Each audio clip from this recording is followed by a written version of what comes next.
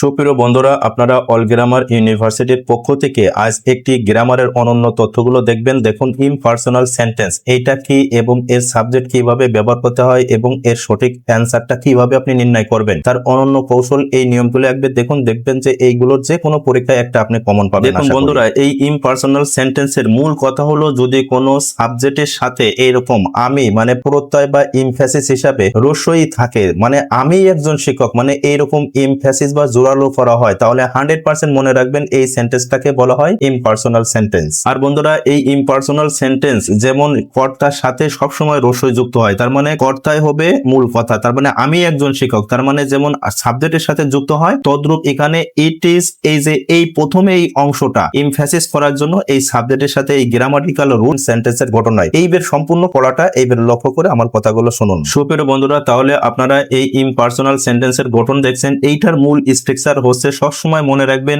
ইট, এরপরে ইজ হবে, এরপরে সাবজেক্ট, এরপরে যদি ব্যক্তি হয় রিলেটিভ প্রোনাউন হিসাবে হু হবে, আর যদি বস্তু হয় তাহলে রিলেটিভ প্রোনাউন হিসাবে হুইচ আসবে, এরপরে বি ভার্ব হবে, এরপরে আদার ওয়ার্ড থাকবে, আর এই বি ভার্বটা হবে এই প্রথম সাবজেক্ট অনুসারে হবে। তাহলে দেখুন এখানে একটা উদাহরণ দেওয়া আছে, it is I who am a teacher. তাহলে দেখুন এখানে সঠিকভাবে, আর এইটা ভুল দেওয়া আছে, দেখুন এখানে কি দেওয়া আছে, ইট ইজ, এরপরে মি দেওয়া আছে অবজেক্ট, কিন্তু অবজেক্ট হবে না, যেহেতু এটা ব্যক্তিবাচক এই জন্য রিলেটিভ প্রোনাউন এখানে হু বসলো, এরপরে অ্যাম বসলো, এই যে প্রথম সাবজেক্ট অনুসারে বসবে, তারপরে অবজেক্ট থাকবে। তাহলে বন্ধুরা, এই সেন্টেন্সটি ভুল আছে, এইটা এই ইমপার্সোনালের স্ট্রাকচার অনুসারে একদম লাইন বাই লাইন আপনাদের এখানে দেখানো হয়েছে কোনটা কোন ভাবে কি বলবে, আর এর সঠিক উত্তর এখানে দেওয়া আছে। মূল কথা হলো, দেখুন it is I who am a teacher, তার মানে হচ্ছে আমি একজন শিক্ষক, তার মানে সাবজেক্টের সাথে এরাম ইমফ্যাসিস বা জোরালো থাকলে আপনাকে এইরূপ সাবজেক্টের সাথে ইট ইজ আই হু অ্যাম, তার মানে এইটুকে আপনার ইমফ্যাসিস করে তারপরে সেন্টেন্সটা গঠন করতে হয়। আর বন্ধুরা, আপনারা এখানে